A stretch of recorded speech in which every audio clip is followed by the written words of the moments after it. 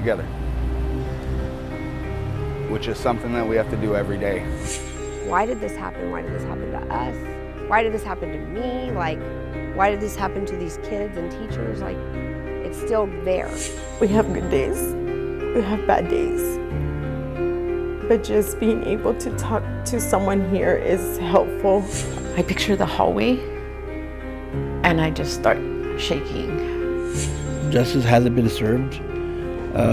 Until that day comes, we'll keep on fighting. I'm trying to remember their names and to bring awareness to that and make sure that everybody still remembers that day.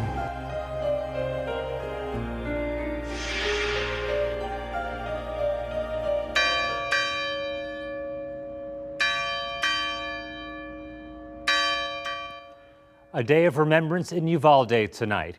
Good evening, I'm Jeremy Baker. Thank you for joining us.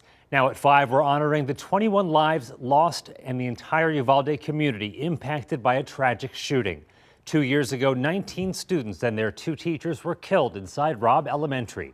Since then, victims and their families have turned into activists fighting for justice and accountability from the law enforcement who responded to the shooting.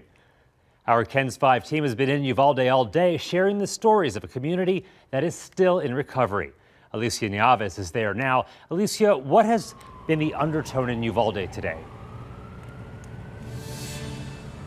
Well, Jeremy, certainly a somber tone around this time since the shooting happened. We do still have people stopping by the memorial here in the town plaza, even on this very, very hot day in Uvalde. I would expect more people will start to come by to pay their respects after 5 o'clock when people get out of work.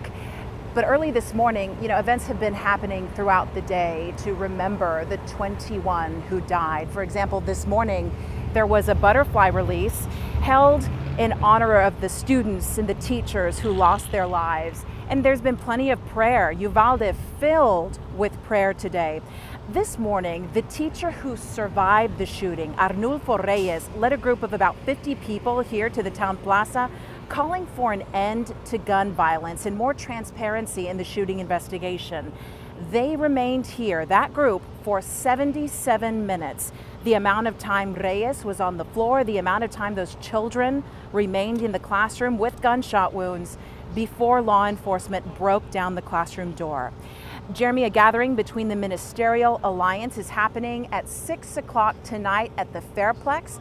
Then there will be a community vigil, a candlelight vigil at 7:30. The public is invited and we will be there as well. We look forward to hopefully seeing everybody there. If you live in San Antonio and you get out of work, you'll still make it here in time.